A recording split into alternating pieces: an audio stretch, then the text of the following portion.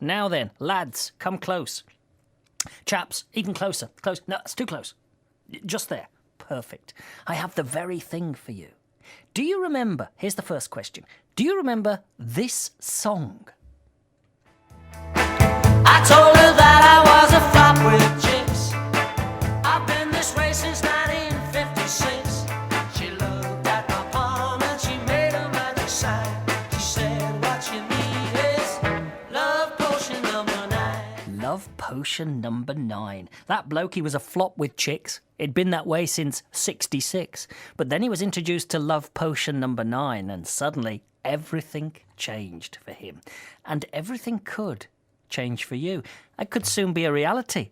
Scientists have discovered a real love potion that actually does make women go weak at the knees.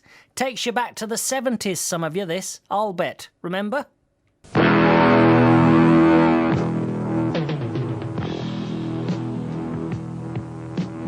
When a woman puts denim on her man, he knows that the more she puts on, the more life takes off. Denim for men who don't have to try too hard. How about a voice like that? A denim for men who don't have to try too hard. Then there was high karate. You splashed that on, the woman was all over you like a rash. This new love potion is different. The women apparently who caught a whiff of it found their partners irresistible.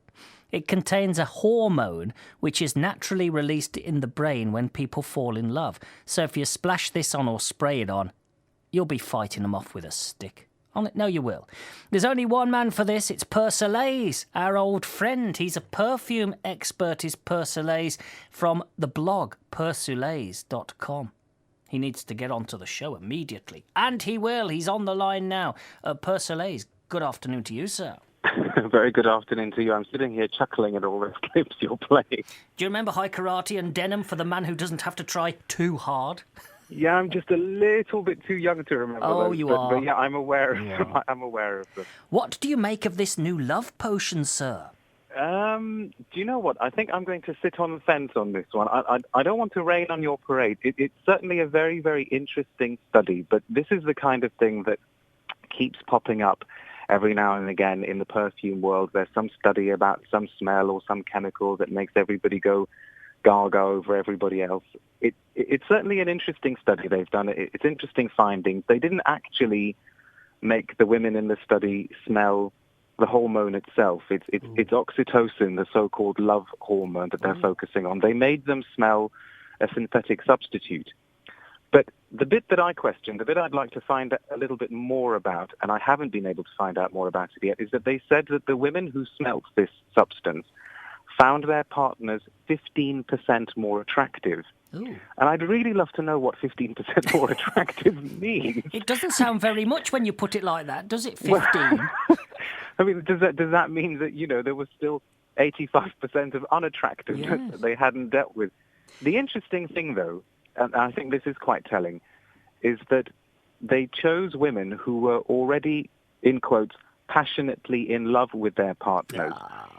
So it wasn't that they sort of found random strangers more attractive. It was feelings that they already had for their male partners that were intensified, supposedly, by this oxytocin substitute. So it's interesting, but I don't think we're going to be finding a love potion at Boots anytime soon. Is oxytocin really the key, do you think, to a love potion? Well, I'm no chemist.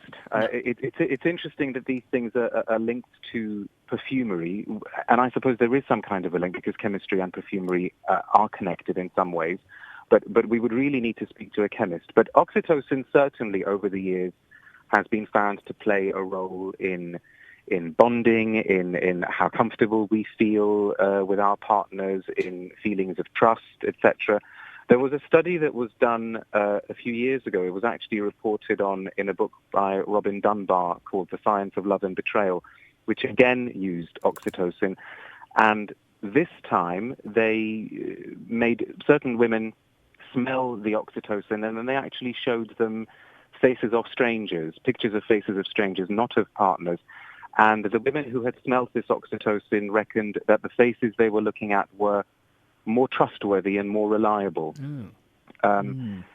You know, there is a school of thought that says that basically we are bags of chemicals, and the chemicals that we come into contact with have an effect on us. I think it's all pretty much accepted that the hormones that are raging within us do have an effect on us. So it would be silly to deny that something like oxytocin wouldn't have an influence on us, but exactly what that influence is probably yet to be determined. Does perfume in general have an effect on how attractive we find somebody?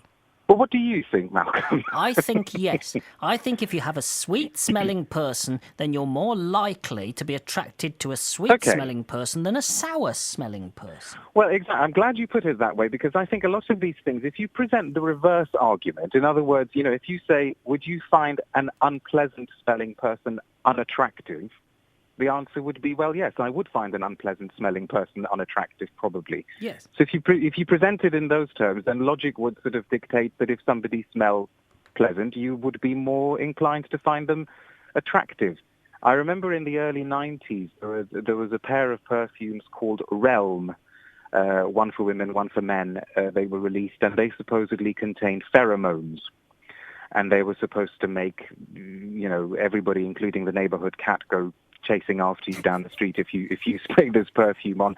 Those perfumes died a death, which speaks for itself.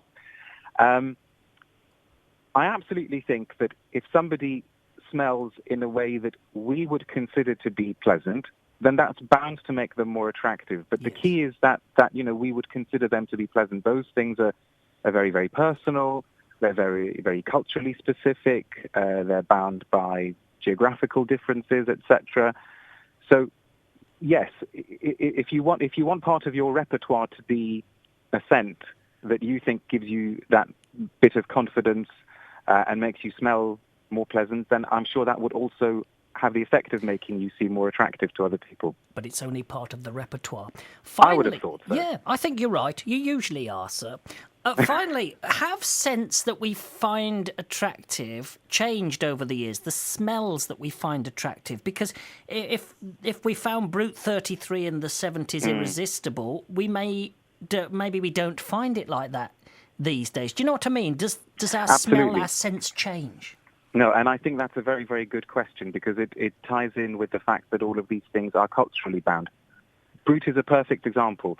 If you were to smell Brute on somebody now, it would actually, boom, boom, smell quite brutish, I think. Yeah, I'm not sure it would smell all that attractive. No. Go back to the 40s and the 50s, and the smells that people would have found attractive then would now probably be considered a bit too sweaty smelling, a bit too heavy, a bit too musky. It's interesting that a few minutes ago you said you used the word sweet. Certainly those seem to be the perfumes that are performing well at the tills at the moment. Perfumes with lots of vanilla, perfumes with lots of sweet fruit notes like cherry notes and blackberry notes and things like that. That is what conveys the message attractive these days. And it certainly wouldn't have conveyed that message 50, 60, 70 years ago. So these things do change, very much like fashions change. Yeah. It's great speaking to you, as always, from the perfume blog Persolaise.com. It is, in fact, Persolaise. It's great having you on the show, sir. Thanks very much indeed for having me, anytime. Not at all. Oh, lads, forget what I said earlier on. This love potion, it's not going to make her go weak at the knees for you. You may as well stick to your high karate after all. This is High Karate's top secret lime orchard, where High Karate's cracked botanists have developed the only lime big enough and powerful enough to go into High Karate Oriental Lime after shave. High Karate Oriental Lime, with indispensable instructions on self-defense in every package.